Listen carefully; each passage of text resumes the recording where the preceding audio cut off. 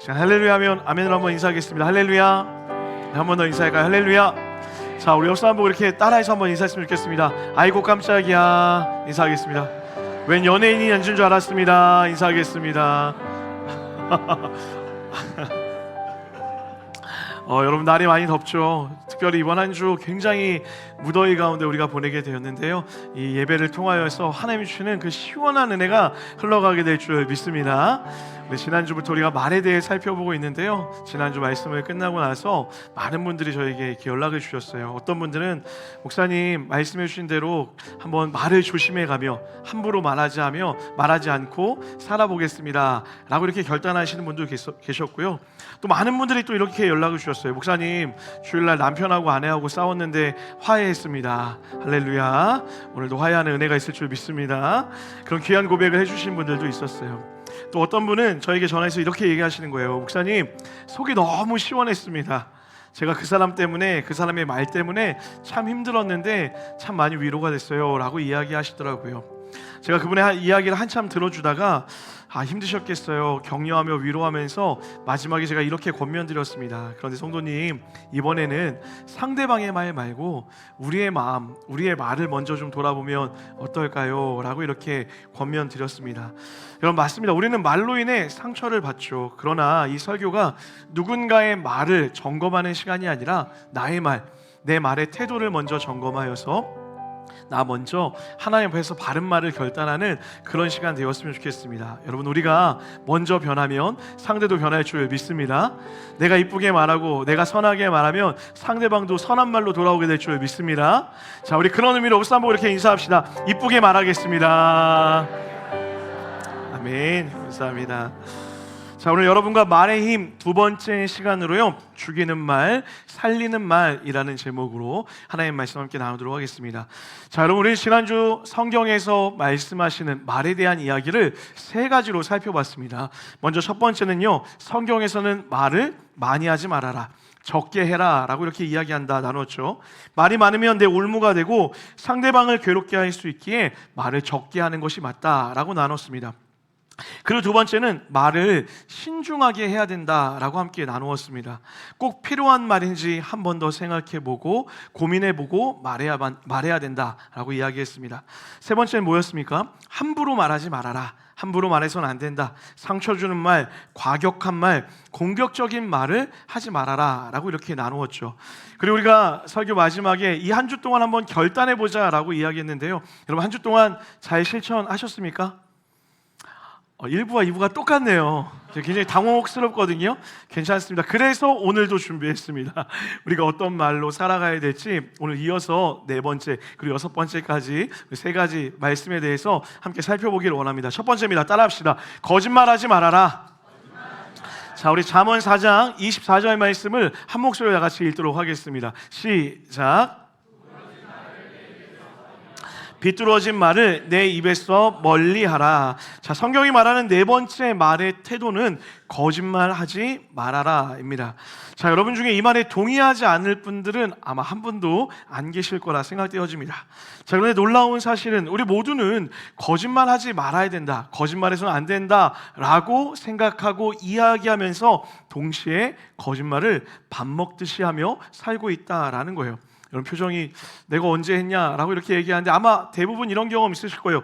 왜 늦었어? 지하철이 막혀서. 지하철이 왜 막혀요? 그런 이야기 할 때 있죠. 내일부터 다이어트 할 거야. 매일매일 거짓말 하지 않으십니까? 저만 거짓말 하나 봐요.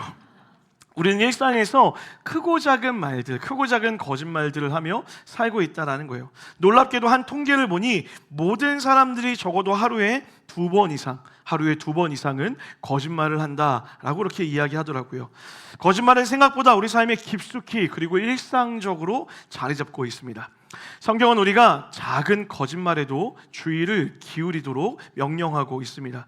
자, 먼저 성경에서 이야기하는 이 거짓말의 의미가 뭔지 좀 살펴봤으면 좋겠습니다. 우리가 알고 있는 것처럼 누군가를 속이는 것, 그것도 거짓말이 맞습니다.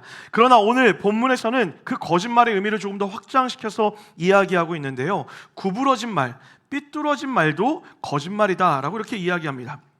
구부러진 말, 비뚤어진 말, 이 뜻을 찾아보면요, 진리에서 약간 벗어난 말, 진실에서 살짝 벗어난 말을 비뚤어진 말, 구부러진 말이라고 이렇게 이야기합니다.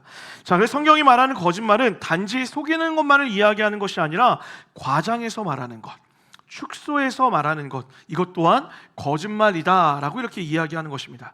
자, 여러분, 우리는 말하다 보면 과장할 때가 있어요.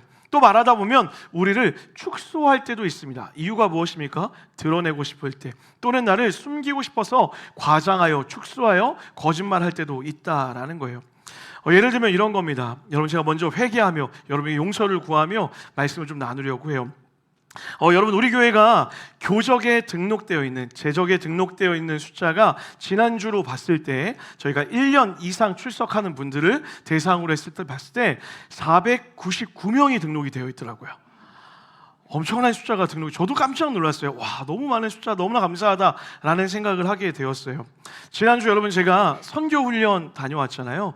여러분, 제가 팔불출이어서 밖에 나가면 그렇게 여러분 자랑을 합니다. 여러분 칭찬을 하고 교회 성도님들 자랑을 그렇게 해요. 우리 교회가 얼마나 좋은지, 성도님들이 얼마나 좋은지 막 목사님들에게 이런 얘기를 막 해요. 그래서 목사님 몇몇이 저에게 이렇게 물으신 거예요. 목사님, 그래서 지금 몇 명이나 모이시는데요? 라고 이렇게 여쭤봐요. 그럼 제가 여러분 뭐라고 대답하는 게 정직한 대답이죠? 499명이요 라고 해야 되잖아요. 여러분, 회개합니다. 지난주에 제가 이렇게 얘기했어요. 500명 조금 왔다 갔다 해요. 인간의 심리가 그렇다라는 거예요. 조금이라도 더 부풀려서 말하고 싶은 마음, 맞는 것 같지만 정확하게 말하면 틀린 말이죠. 아닙니까, 여러분? 우리의 마음이 그렇게 늘 조그만 것도 부풀려서 이야기하고 싶은 욕구가 있다라는 거예요. 인정받고 싶은 욕구가 있기 때문이라는 거죠.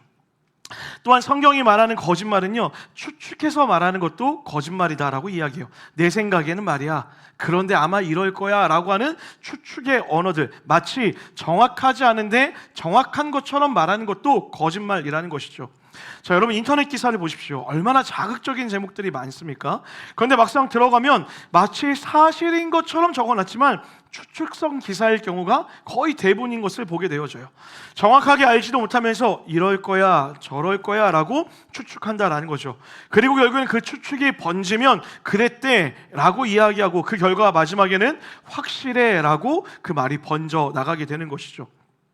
가정에서도 마찬가지입니다. 우리는 끊임없이 추측합니다. 물어보기 전에 남편이 어떤 마음일까? 아내가 어떤 마음일까? 애들은 왜 그럴까? 추측하며 가정하고 가정을 확실인 것처럼 생각하며 나아간다라는 것이죠. 결국에는 그런 추측들이 거짓이 되고 우리를 어려움 가운데 빠뜨린다라는 거예요. 자, 그렇다면 왜 하나님은 거짓말, 이런 추측하는 말들을 하지 말라고 이야기하시는 걸까요? 자, 거짓말하지 말아야 되는 첫 번째 이유는 이것입니다. 한번 따라하겠습니다. 거짓은 영원하지 않습니다. 자, 잠언 12장 19절 말씀을 다 같이 한번 읽어볼게요. 잠언 12장 19절입니다. 시작. 거짓 혀는 잠시 동안만 있을 뿐이니라.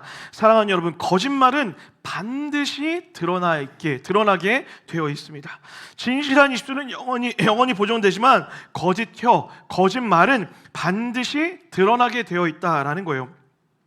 한 사람을 오랫동안 속일 수도 있고 많은 사람을 잠깐 속일 수 있을지는 모를지언정 결국 영원히 속이는 것은 절대로 불가능하다라는 거예요. 이유가 있습니다. 하나님이 악을 드러내시는 분이기 때문에 그래요. 하나님이 거짓을 밝혀내시는 분이시기 때문이라는 것이죠. 그래서 거짓말은 영원히 갈 수가 없고, 사람이 아무리 그럴싸하게 말해도 결국 하나님이 그것을 들춰내신다라는 것입니다. 하나님의 의지가 거기에 있다라는 거예요. 그러므로 사랑하는 여러분, 반드시 기억할 게 있어요. 여러분, 절대로 누군가를 속이려 해서는 안 된다라는 거예요. 누군가에게 거짓말해서는 안 된다라는 거예요. 어느 거짓말도 영원할 수 없고 하나님은 그 거짓말을 드러내어서 심판하실 것이다라고 이야기하고 있다라는 거예요. 자, 우리 그런 의미로 옆 사람 보고 이렇게 인사했으면 좋겠습니다. 옆 사람 보시고 한번 인사하겠습니다. 자수해서 광명 찾읍시다. 지금이라도 거짓말하고 계시면 빨리 자수하시기를 부탁드리겠습니다. 자, 또한 거짓말하지 말아야 될 두 번째 이유를 잠언에서는 이렇게 이야기하고 있어요. 잠언 21장 6절 말씀이에요. 시작. 속이는 말로 재물을 모으는 것은 죽음을 구하는 것이라 곧 굴려다니는 안개니라. 자, 여러분, 거짓말은 여러분과 저의 인생을 파괴하기 때문입니다. 거짓말의 본질이 오늘 읽었던 26장 6절에 너무나 잘 드러나 있죠. 거짓말한 이유가 무엇입니까? 나를 위해서요. 나를 지키기 위해, 자기의 유익을 위해 한다라는 거예요. 재물을 모으든지 아니면 자기에게 유리한 상황을 만들고 싶어서 거짓말을 한다라는 거죠. 그런데 문제는 무엇입니까? 죽음을 구하는 것이다. 그 거짓은 결국은 죽음을 구하는 것이다 라고 성경이 엄히 이야기하고 있다라는 거예요. 한마디로 전혀 이익이 되지 않는다라고 말하는 거예요. 이익이 안 될 뿐만 아니라 오히려 우리의 인생을 파괴시킬 것이다 라고 이야기하고 있습니다. 관계를 깨트리고 공동체를 무너뜨리고 사업을 무너뜨리고 가정을 무너뜨리는 파괴적인 결과를 가져오는 것이 바로 거짓말이라는 거예요. 그래서 하나님이 명하는 거예요. 너의 인생이 파괴되지 않도록 거짓말을 멈춰야 돼 라고 이야기해요. 사업도 마찬가지죠. 여러분, 우리 교회에 사업하시는 분들 많으신데 아마 경험하실 거예요. 여러분, 사업을 하다가 거짓말로 무엇인가를 잘 하다 보면 잘 되는 것처럼 느껴질 때가 있습니다. 그러나 한순간 그 거짓말이 들통나게 되고 그 사업이 와르르 무너지는 것을 우리는 주변에서 너무 쉽게 찾아볼 수 있다는 거예요. 더 안타까운 것은 무엇입니까? 거짓으로 무너진 사업체는 다시 일으켜 세우기도 쉽지 않다라는 거예요. 사업만 그렇습니까? 관계도 마찬가지예요. 거짓말로 틀어진 관계를 회복하는 것은 얼마나 많은 시간이 드는지 모르겠어요. 자, 여러분 한번 스스로 한번 생각해 보세요. 누군가 여러분에게 거짓말을 했던 기억 모두가 있으실 거예요. 누군가 여러분을 속였던 기억이 있으실 거예요. 만약 그분이 여러분에게 용서를 구했어요. 그리고 내가 이 사람을 용서했습니다. 그런데 그 다음에 여러분에게 했던 말들을 온전히 다 믿을 수 있으셨습니까? 한번 누군가가 나를 속였다라고 이야기하냐면 그 사람에 대한 신뢰가 바닥을 치게 되어 있다는 거예요. 100마디 말을 던진다면 그 중에 한 번 이상은 꼭 의심할 수밖에 없다라는 것이죠. 이렇게 거짓말은 우리의 말의 신뢰를 빼앗아갑니다. 말이 신뢰를 잃어버리면 관계가 흔들리게 되고 불안과 오해, 의심이 관계 안에 스며들게 되면서 자연스럽게 그 관계를 깨어지게 만든다라는 것이죠. 결국 자신의 이익을 얻고자 했던 거짓말이 이익을 얻기는커녕 모든 것을 빼앗아가는, 모든 것을 파괴시켜 간다라는 것입니다. 자, 그런가 하면 성경이 또한 거짓말하지 말라고 하는 세 번째 이유는 이것입니다. 잠언 23장 16절 말씀이에요. 다 같이 한번 읽어볼게요. 만일 내 입술이 시작. 거짓말하지 말아야 될 세 번째 이유가 무엇이라고요? 내 속을 유쾌하게 만들기 위해서, 내 마음을 평안하게 만들기 위해서 거짓말하지 말라는 거예요. 자, 여러분, 우리 모두 알고 있죠? 거짓말을 하면요 굉장히 피곤합니다. 여러분 다 아시죠? 한 번도 안 해본 것처럼 이렇게 저를 쳐다보시면 거짓말하고 계신 거예요. 여러분, 거짓말은 또 다른 거짓말을 낳게 되어 있어요. 왜요? 이 거짓말을 지키기 위해 또 다른 거짓말을 할 수밖에 없다라는 것이죠. 그리고 내가 이 사람한테 이 말을 했다면 다른 사람에게도 동일하게 말해야 되기 때문에 항상 긴장할 수밖에 없습니다. 거짓말은 우리 마음에 근심을 가져옵니다. 거짓말은 우리 마음에 두려움을 가져와요. 거짓말은 우리 마음 가운데 불안함을 가져온다라는 거예요. 여러분, 우리가 아이들을 보면 그런 모습을 종종 볼 수가 있죠. 저희 집에 둘째가 얼마 전에 거짓말을 했다가 저한테 들킨 경험이 있어요. 근데 자기는 들키지 않은 것처럼 생각하는 거예요. 근데 어디서 들통이 났을까요? 얼굴 표정에서 다 들통이 났어요. 과자를 분명 제가 먹지 말라고 이야기했거든요. 그런데 과자를 먹은 것 같은 표정으로 저를 보고 있는 거예요. 자기는 안 먹었다고 입은 말하고 있는데 얼굴 표정은 눈가가 흔들리고 있어요. 떨리고 있어요. 그래서 제가 그러면 안 되는데 놀리고 싶어서 그래? 그럼 그 과자를 내가 좀 먹어볼까? 라고 얘기하면서 그 과자를 찾으려고 하면 아버지 그 과자는 나중에 같이 드시죠? 막 이렇게 얘기하는 거야. 거짓말에 또 거짓말을 만들고요. 그래서 왜 시원아 지금 같이 먹지 않을까? 나중에 먹고 싶어서요. 또 다른 거짓말을 만들어내는 거예요. 그래? 그러면 나중에 언제 먹고 싶은데? 누나한테 먹자고 할까? 아니요, 누나하고도 나중에 먹고 싶다고 이야기했을 거예요 라고 말도 안 되는 거짓말을 또 만들어낸다는 거예요. 결국엔 저녁에 울면서 찾아왔어요. 아버지 잘못했습니다. 그렇게 우리의 마음에 불안함을 가져온다는 거예요. 들통나지 않을까? 걸리지 않을까? 누가 알지는 않을까? 알게 되면 어떡하지? 에이 몰라, 더 세게 얘기해야 되겠다 라고 이야기하면서 더 강하게 얘기하는 경우도 있다는 거예요. 물론 여러분, 우리 중에는 그런 분이 없었으면 좋겠지만 이제는 거짓말이 익숙해져서 두려움조차 사라진 분들도 있을 줄 몰라요. 여러분, 성경에서 그런 사람들을 이렇게 표현하고 있어요. 따라합시다. 양심에 화인 맞은 사람들. 얼마나 무서운 고백입니까? 무감각한 사람들, 악을 악으로 여기지 않는다라고 이야기하고 있다는 거예요. 여러분, 우리 스스로를 돌아봐야 됩니다. 거짓말이 익숙해지면 우리 양심에 화인 맞은 것처럼 무감각해질 수도 있다라는 것이죠. 반대로 여러분, 진실은 어떻습니까? 진실은 두려울 이유가 없어요. 왜요? 과장할 것도 없고 축소할 것도 없습니다. 있는 그대로 얘기하면 돼요. 있는 사실만을 이야기하면 돼요. 그래서 진리를 말한다는 것, 진실을 말한다는 것은 우리를 두렵게 하는 것이 아니라 우리를 평안하게 만든다라는 것이죠. 그래서 성경이 뭐라 이야기합니까? 너희 마음에 평안을 갖고 싶다면 거짓말을 하지 말아야 된다라고 이야기하는 거예요. 사랑하는 여러분, 여러분 마음에 평안을 누리기 원하신다면 오늘 여러분의 입에 거짓의 모든 것들을 치워버리는 은혜가 있게 되기를 주님의 이름으로 간절히 축원합니다. 자, 이 성경은 우리가 거짓말해서는 안 되는 이유를 또한 이렇게 이야기하는데요. 잠언 12장 22절 말씀이에요. 다 같이 한번 잠언 말씀 읽겠습니다. 시작. 진실하게 행하는 자는 그의 기뻐하심을 받느니라. 여러분, 저는 이 이유가 가장 중요하다 여깁니다. 무엇입니까? 하나님이 싫어하신대요. 여러분, 거짓말을 하지 말아야 될 가장 원초적인 이유, 가장 근본적인 이유가 무엇입니까? 하나님이 그것을 너무나 싫어하신다라고 이야기하는 거예요. 사람들은 살다 보면 뭐 이 정도는 할 수 있지 라고 이야기하며 작은 거짓말들을 이야기합니다.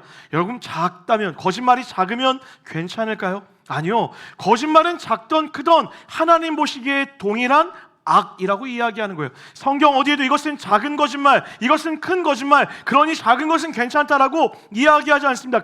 오롯이 거짓말을 하지 말라고만 이야기하고 있다는 거예요.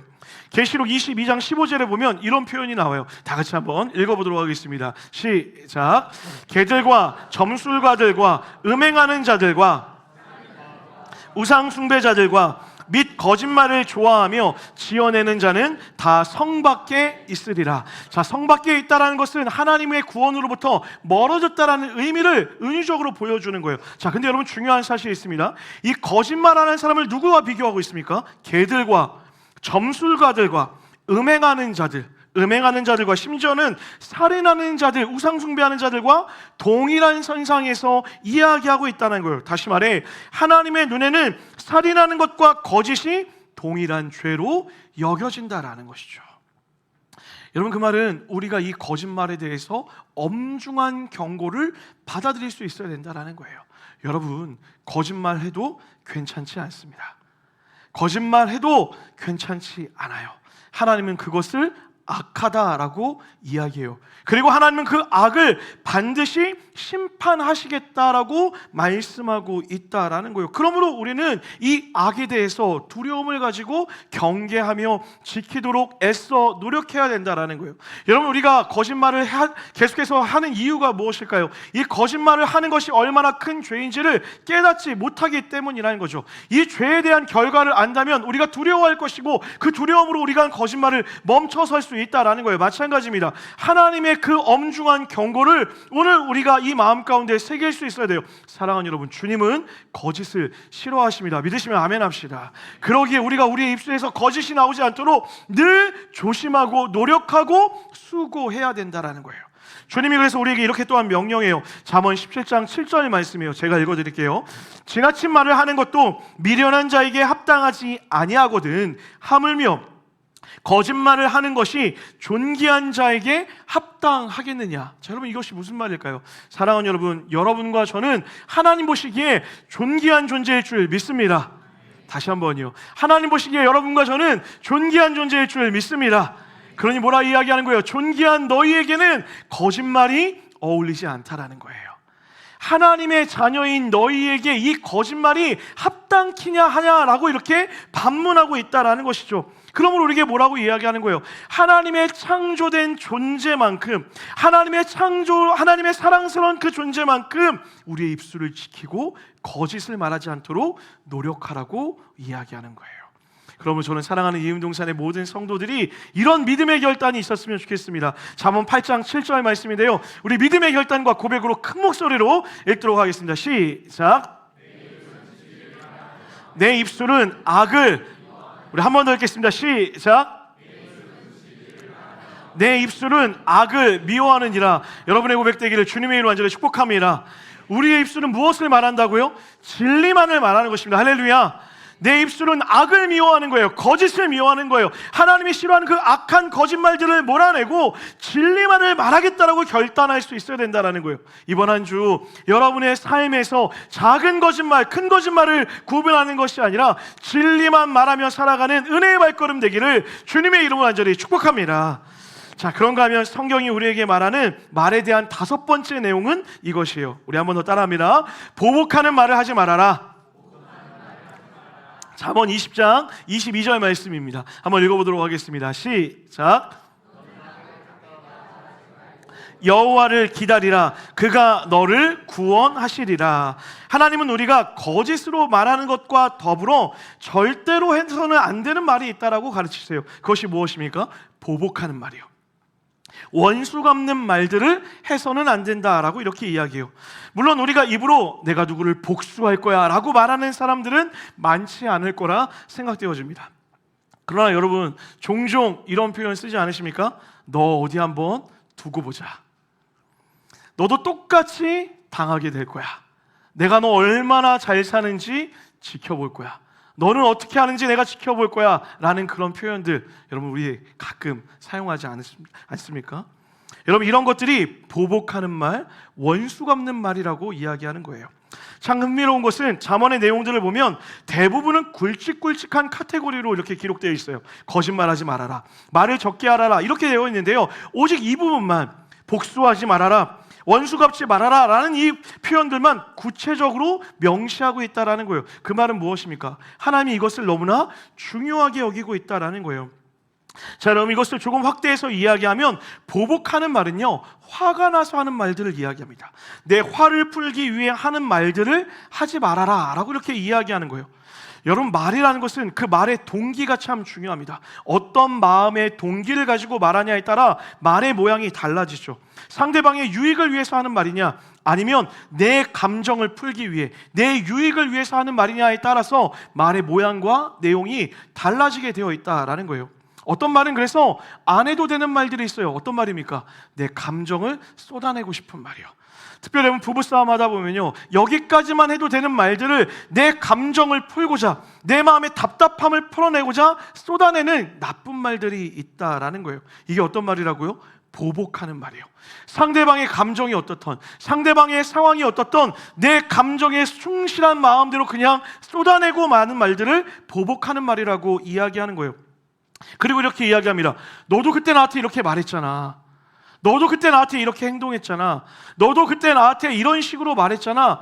너도 그때 이렇게 이야기했잖아. 나도 그래서 똑같이 이야기하는 거야 라고 이야기하며 그 말들을 그대로 갚아주려고 한다라는 것이죠. 여러분, 물론 속은 시원할 수 있습니다. 그런데 문제는 무엇입니까? 이것을 기억하셔야 돼요. 여러분이 그렇게 똑같이 말하는 그 순간 여러분도 똑같은 존재가 되어진다는 거예요. 내가 그 말로 상처를 받았는데 내가 그 말로 대갚아준다면 나 또한 상처 주는 그런 사람이 되어버린다라는 것이죠. 여러분, 하나님은 우리가 상향평준화되기를 원하세요. 하향평준화되기를 원치 않으십니다. 무슨 말이에요? 보복한다라는 건 이런 것이죠. 나도 저 사람의 말의 태도를 닮아 저 사람처럼 하겠다라는 거예요.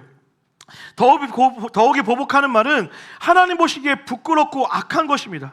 그러므로 내가 똑같이 말로 갚아준다는 것은 하나님이 부끄럽게 여기는 자리, 하나님이 악하다 여기는 자리로 내려가 동일하게 말하겠다라는 거예요. 나도 악해지겠다라고 결정하는 것이다라는 것이죠. 여러분, 기억하십시오. 사단은 우리가 모두 다 같이 망가지기를 원합니다.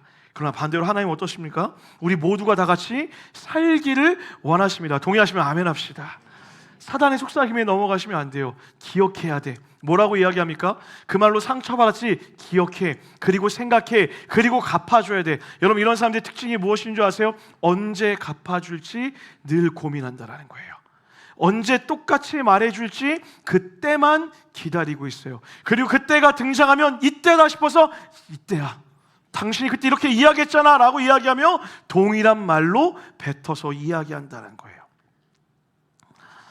물론 잘 알고 있습니다. 억울하죠. 속상하죠. 누군가 여러분의 마음을 아프게 하면 속상할 수 있습니다. 그래서 주님이 오늘 뭐라고 이야기하는 거예요? 이렇게 우리에게 말씀하십니다. 마지막으로 따라합시다. 내가 갚아줄게. 하나님이 갚아준다라고 이야기하는 거예요. 뭐라고 이야기해요?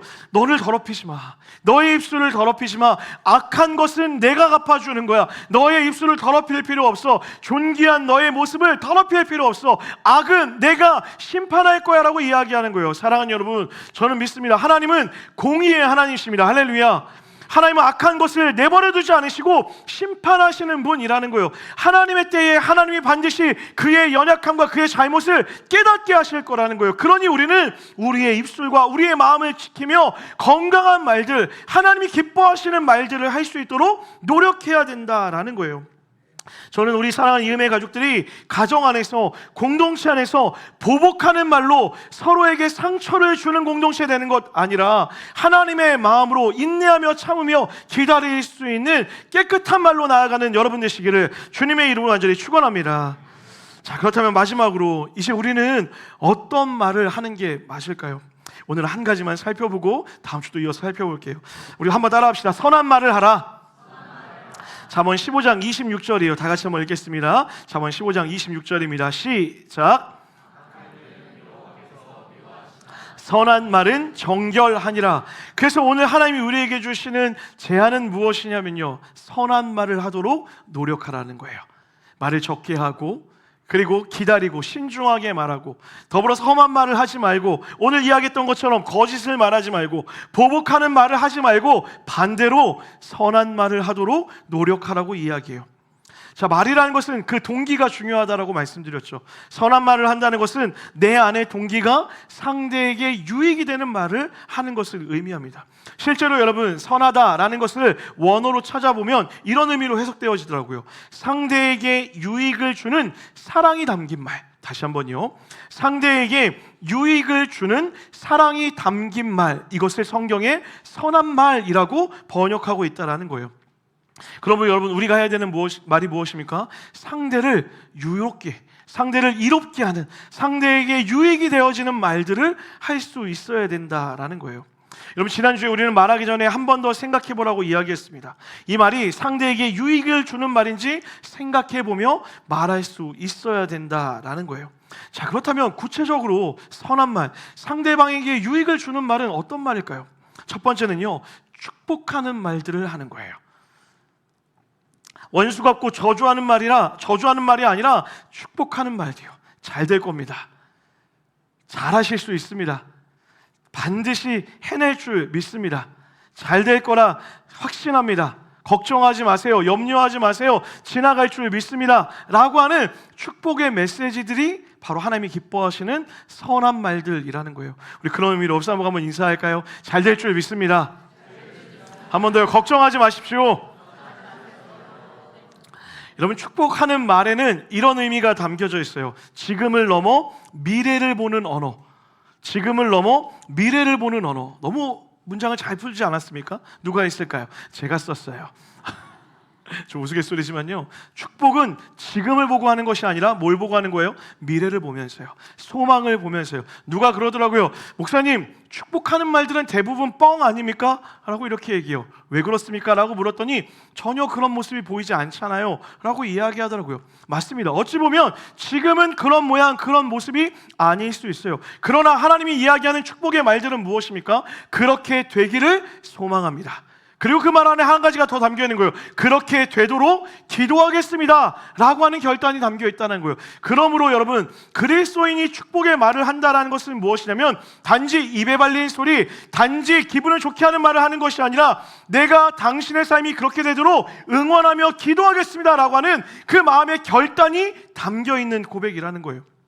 그리스도인의 고백은 그래서 서로를 향한 축복의 고백이 담겨 있어야 됩니다. 그렇게 될 줄 믿습니다. 지금은 당장 그런 모습이 아닐지언정 그렇게 되도록 제가 당신을 위해 기도하겠습니다라고 고백하며 선포할 수 있어야 된다는 거예요. 이것이 바로 상대의 유익을 위해 하는 사랑의 언어라는 거예요. 또 하나요, 선한 말을 한다는 것은요, 인정하는 말, 칭찬하는 말들을 하는 것입니다. 여러분, 상대를 기쁘게 하는 것, 상대를 기쁘게 할 수 있는 말들을 할 수 있어야 돼요. 어떤 말이 기쁘게 하는 말입니까? 그 상대를 칭찬하는 말이요. 여러분, 칭찬 듣고 기분 나빠하시는 분들 보셨습니까? 잘생기셨습니다. 무슨 말입니까? 뭐 이런 분들 보신 적 있어요? 기분 나쁘게 이러지 않잖아요.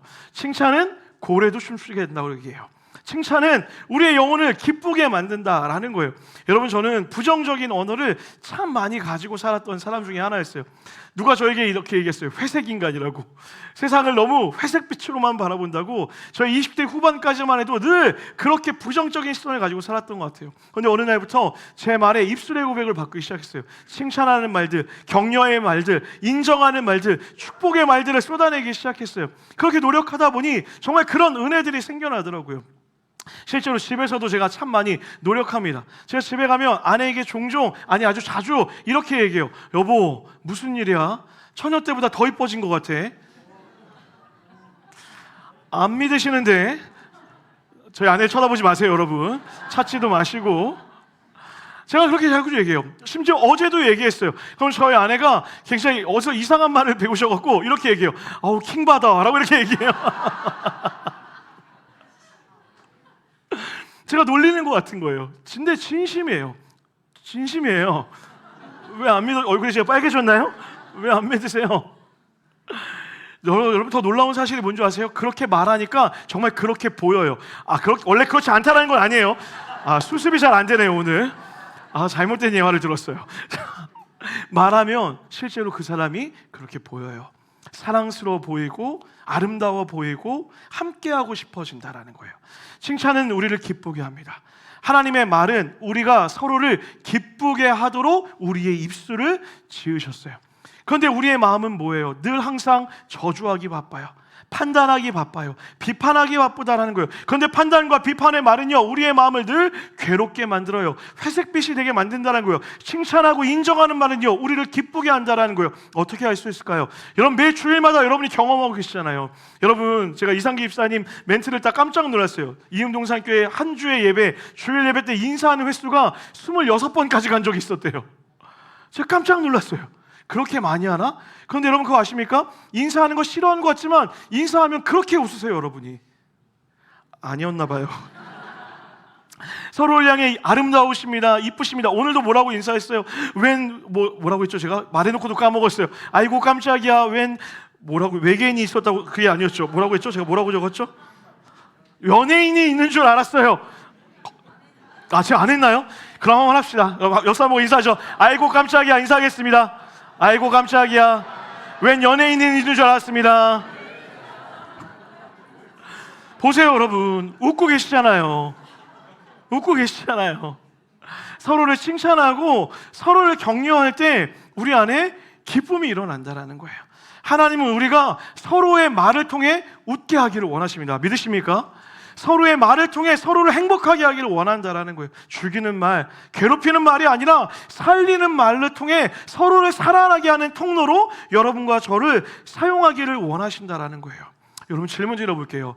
여러분, 혹시 여러분의 아내와 남편, 여러분의 자녀, 여러분의 부모, 또 믿음의 공동체 세론들을 칭찬하기 위해서 고민해 본 적 있으세요?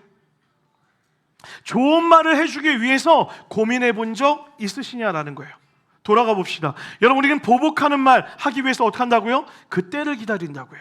어떻게 갚아줄까? 늘 그 마음에 고민하고 생각하고 있어요. 그런데 놀랍게도 우리는 누군가를 세워주는 말, 누군가를 칭찬해주는 말을 하기 위해서는 고민하지 않아요. 여러분, 고민하셔야 돼요. 내 남편에게, 내 아내에게, 내 자녀에게, 내 부모에게, 특별히 사랑하는 믿음의 공동체에게 어떤 좋은 말들로 격려할까를 고민할 수 있어야 돼요. 어떤 말로 칭찬할 수 있을까를 생각해보고 적어보셔야 돼요. 그리고 그 사람 볼 때마다 그 칭찬의 말로 격려할 수 있어야 된다라고요. 그것이 주님이 여러분과 저에게 원하는 말의 태도예요. 이런 믿음으로 권면합니다. 이번 한 주 여러분 안에 깊은 고민이 있었으면 좋겠습니다. 어떻게 칭찬할 것인가? 어떤 말로 그의 마음을 인정할 것인가? 어떤 말로 축복할 것인가? 고민하여 말하여서 실제 그 안에 기쁨의 고백이 넘쳐나는 귀한 한 주 되기를 주님의 이름 간절히 축복합니다. 마지막으로 우리 잠언 16장 24절 말씀을 큰 목소리로 다 같이 한번 읽도록 하겠습니다. 시작.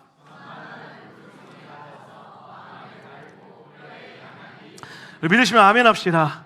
그 선한 말로 우리의 마음에 기쁨이 찾아오고 우리의 영혼이 살아나는 귀한 한 주를 살아가는 사랑하는 이음의 모든 성도들 되시기를 주님의 이름 간절히 축복합니다.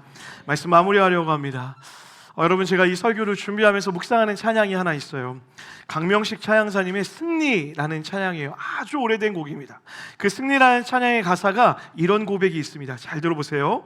승리가 무엇인 줄 아는가? 승리가 무엇인 줄 아는가? 하고 싶은 말, 그 많고 많은 말 모두 힘겹게 억누르고 오직 주께서만 말씀하게 하는 것, 그것이 바로 승리라네. 할렐루야. 승리가 무엇이라고요? 내가 하고 싶은 말을 꾹꾹 눌러두고 누구만 말하게 하는 것, 하나님으로만 말할 수 있게 하는 것, 그것이 그리스도인의 승리라는 거예요.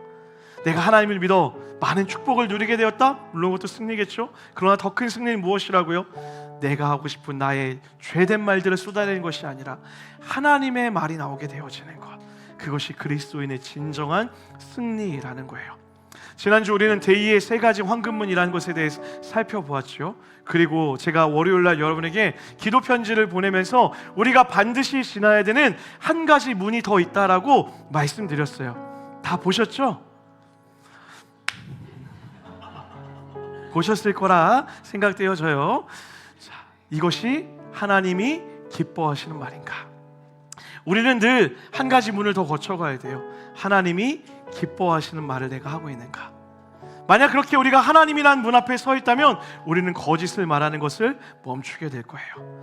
누군가를 보복하고 싶은 말들도 멈춰서게 될 거예요. 그리고 오히려 그 거짓이, 그 보복하는 말들이 축복의 말들로 바뀌게 될 줄 믿습니다. 격려와 칭찬과 인정의 말로 바뀌어서 오히려 내가 말하고자 했던 대로 말하면 악이 되어지고 싸움이 되고 깨어짐이 있는데, 하나님이란 문을 통하여 말하여서 칭찬과 축복과 위로의 말이 다녀서 그 자리가 기쁨이 되고 사람의 남이 있고 생명이 일어나는 회복의 시간이 되어진다라는 거예요. 여러분, 저는 여러분의 삶이 생명으로 채워지길 원해요. 여러분의 삶이 기쁨으로 채워지길 원해요. 그렇기 때문에 반드시 우리의 삶의 말의 태도를 바꾸셔야 됩니다. 이번 한 주도 결단하셨으면 좋겠습니다. 나는 어떤 말을 할 것인가, 그리고 그 말을 행하며 살아가는 한 주의 삶이 됐으면 좋겠어요. 여러분, 30초의 시간만 드리겠습니다. 지난주와 동일하게 이번 한 주 동안 내가 꼭 해야 되는 말이 무엇인지 결단해봤으면 좋겠어요. 내 아내에게, 남편에게, 자녀에게, 부모에게, 그리고 사랑하는 공동체에게 어떤 말을 해야 될지, 나는 어떤 말을 줄이고 어떤 말을 하면 좋을지 이 시간에 한번 묵상해 봅시다. 그리고 결단해 보도록 하겠습니다.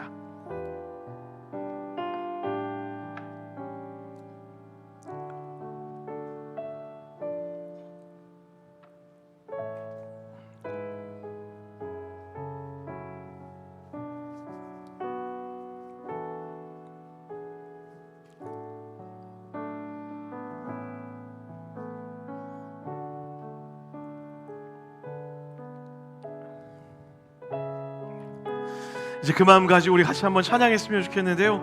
제가 설교를 준비하다 이 찬양이 많이 떠올랐어요. 하나님이 우리를 얼마나 사랑하시는지, 그 사랑을 깨닫는다면 그 사랑을 가진 자답게 우리도 하나님의 언어로 말할 수 있게 될 것 같아요. 우리 그 마음 담아서 이 마음 같이 한번 고백하며 찬양했으면 좋겠습니다. 이 시간 너의 마음속에 같이 한번 고백합니다.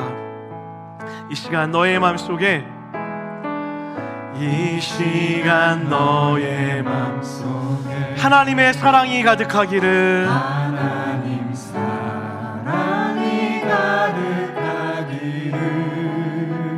진심으로 기도해 간절히 소망해 하나님 사랑 가득하기를.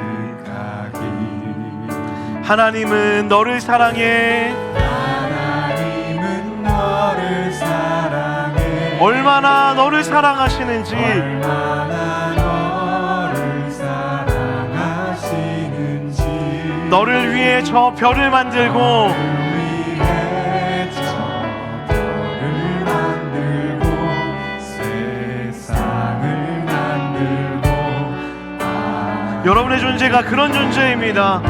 찬양합시다. 오래전부터 널 위해 준비된 하나님의 크신 사랑, 너의 가는 길 주의 사랑 가득하기를 축복해. 여러분 다시 한번 찬양할 건데요, 이 시간이 좀 부끄럽지만 서로를 향해 한번 손을 뻗쳐서 이 축복의 언어로 우리 한번 같이 한번 찬양합시다. 우리 옆 사람 보고 이렇게 인사하며 마음 다해 축복하며 찬양했으면 좋겠습니다. 하나님이 당신을 사랑합니다. 인사하겠습니다. 하나님이 당신을 사랑하십니다. 아멘. 이 시간 너의 맘속 하나님의 사랑이 가득하기를, 하나님 사랑이 가득하기를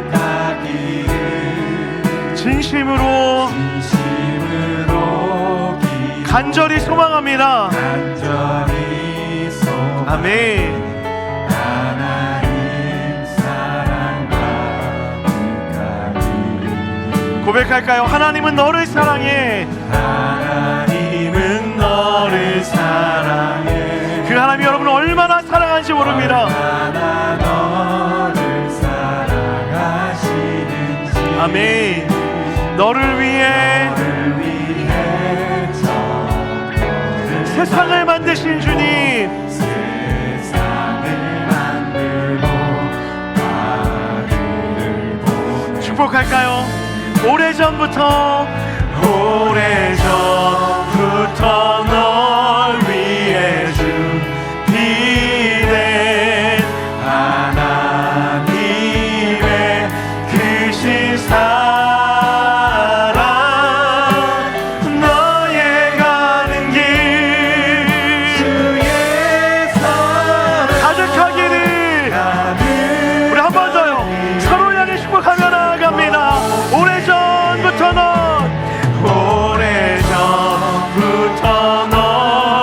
위해 준비된 하나님의 크신 사랑,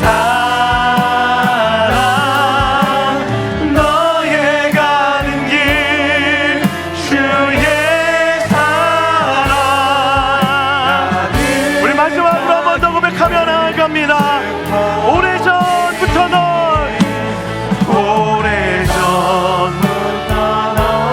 위해 준비된 하나님의 크신 사랑, 너의 가는 길 주의 사랑 가득하기를. 이 시간에 기도합시다. 이 시간에 기도할 때 혹 옆에 가족이 앉아있거나 세런들이 앉아있다면 손을 잡고 한번 기도합시다. 하나님, 이원한 주 내 입술이 내 옆에 있는 지체를 향해, 내 가족을 향하여 하나님 축복의 말들을 쏟아내게 하여 주시옵소서. 거짓말과 악한 말들을 쏟아내는 것이 아니라 위로와 사랑과 격려와 칭찬의 말들로 살려내는 말이 있게 하여 주시옵소서라고 우리 옆에 있는 사람을 축복하며 기도하며 나아갑니다. 기도하겠습니다. 하나님, 시간에 우리의 온 마음과 정성을 다하여 간구하며 기도하며 나아갑니다. 잘할 수 있다고, 잘 될 거라고 하나님, 내가 내 입술을 통해 격려하게 하여 주시옵시고, 괜찮다라고, 충분하다라고, 잘하고 있다라고 말할 수 있는 용기가 있게 하여 주시옵소서. 무너지지 않게 하여 주시옵시고, 쓰러지지 않게 하여 주시옵시고, 하나님 주시는 온전한 축복의 은혜가 하나님 이들의 마음 가운데 온전히 새겨지게 하여 주시옵소서. 판단하지 않게 하여 주시옵시고, 보복하지 않게 하여 주시옵시고, 악한 말로 쏟아내지 않게 하여 주시옵시고, 은혜의 말들로, 사랑의 말들로 함께 할 수 있는 하나님 우리가 되게 하여 주시옵소서. 사랑의 말들이 우리 가운데 있기를 원합니다. 괜찮다